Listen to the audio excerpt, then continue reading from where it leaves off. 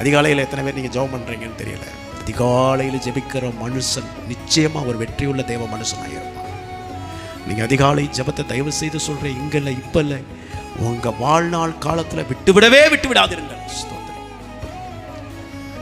எந்த சூழ்நிலை வந்தாலும் அதிகாலையில் எழுந்து தேவனுடைய சமூகத்தை தேடுகிற எந்த மனுஷனும் தோற்றதாக சரித்திரமில்லை, சாதித்ததாக சரித்திரம் உண்டு. அல்லேலூயா. நாம் முடிக்க போகிறோம். அதுவும் எப்படி அந்த தேடணுமா?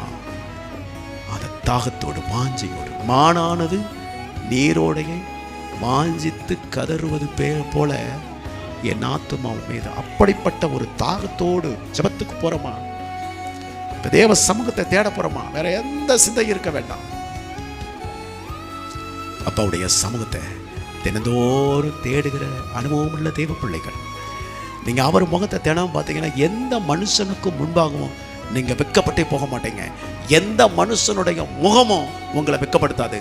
அவர்கள் நீங்க தேவ சமூகத்தை தேடிட்டு வந்த மோசையை பார்க்கும்போது அவர்கள் எல்லாரும் வெட்கப்பட்டாங்க, மோசை வெட்கப்படலை. ஸ்தோத்திரம். நீங்க தேவ சமூகத்தை பார்க்கிறவர்களாய், தேடுகிறவர்களாய், கண்டடைகிறவர்களாய் இருப்பீர்களானால் உங்களுடைய முகம் வெட்கப்படாது. அது மகிமையினாலும் கனத்தினாலும் முடிசூடப்பட்டதாய் இருக்கும்.